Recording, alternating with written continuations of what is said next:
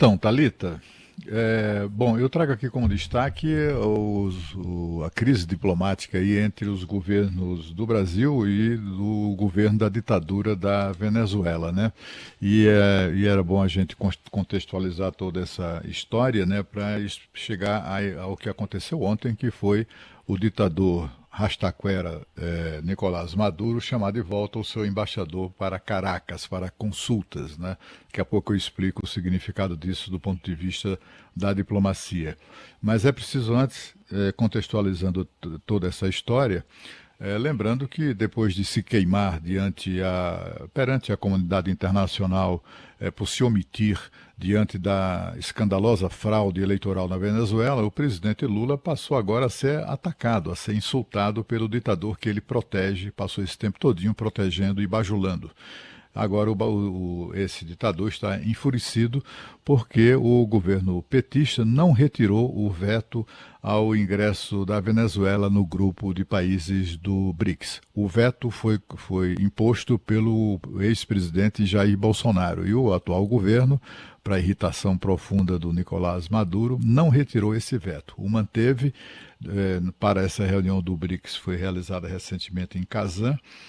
E com isso, de nada adiantou que a presença do Maduro lá para tentar forçar a barra em Kazan, a convite, é preciso ser dito, do anfitrião, o Vladimir Putin, não por acaso, também um dirigente com viés autoritário. Bom, o fato é que o veto do Brasil é para o ingresso de Venezuela e Nicarágua, cujos ditadores sempre foram muito ligados e dados como amigos fraternais do presidente Lula. Tanto assim que, no caso de Maduro, ele foi recebido aqui, depois que Lula foi eleito, ele voltou ao Brasil e foi recebido com tapete vermelho, com todas as homenagens. Chegou aqui fazendo graça, chegou aqui agredindo jornalistas, agrediu covardemente os meganhas dele, agrediram covardemente a jornalista Délis Ortiz, da TV Globo, e não se ouviu do presidente do Brasil, nem muito menos da falante primeira-dama, nenhuma palavra de defesa da jornalista ou de solidariedade à agressão sofrida por uma mulher que estava trabalhando, estava exercendo a sua função, a sua profissão, no momento em que foi atacada por esses bandidos. Bom, mas o fato é que o Brasil vem se comportando de maneira muito condescendente com relação a essas ditaduras da Venezuela e outras também, né? Cuba, Venezuela e também da Nicarágua. E no caso da Venezuela em particular, enquanto o presidente do Brasil pagava mico internacionalmente, protegendo a ditadura sem denunciar, se associar à denúncia da fraude, muito pelo contrário, né? Impondo condições para reconhecer o resultado das urnas, é como se desse tempo ao ditador para falsificar algum tipo de comprovante que atestasse ou que avalizasse a versão fantasiosa da vitória eleitoral. E só que isso não aconteceu.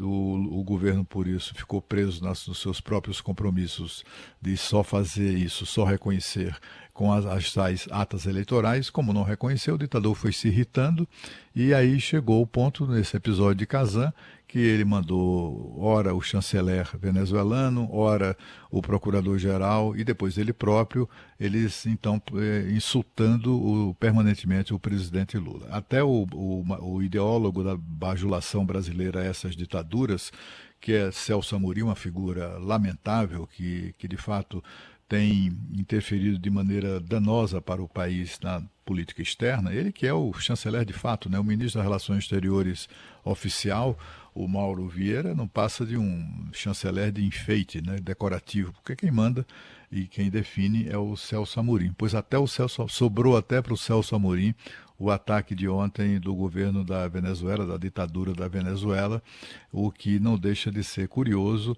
mas não é por acaso, né? Eles fizeram por merecer isso, né? No Nordeste, o povo mais antigo costuma dizer que quem muito se abaixa acaba exibindo os fundilhos, e foi exatamente o que aconteceu com o Brasil nesse episódio. Bom, esse chamado de volta a Caracas do embaixador da Venezuela, quando um país faz isso, é porque está querendo demonstrar um tipo de reprimenda àquele país onde atua o embaixador. Chama de volta, tá simplesmente dizendo, repreendendo, digamos assim, o país, né? Há diversas gradações no estremecimento de relações diplomáticas até chegar ao rompimento, que por enquanto parece algo improvável.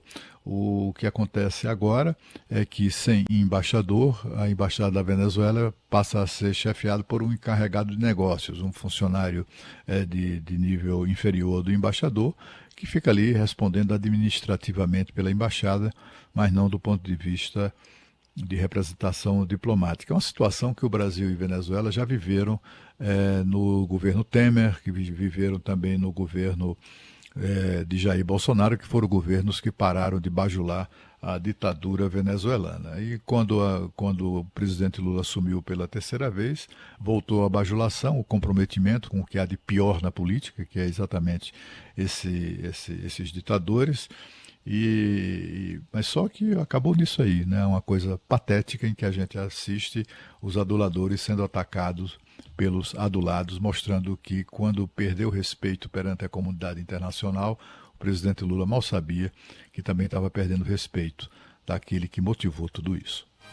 Ontem eu conversei com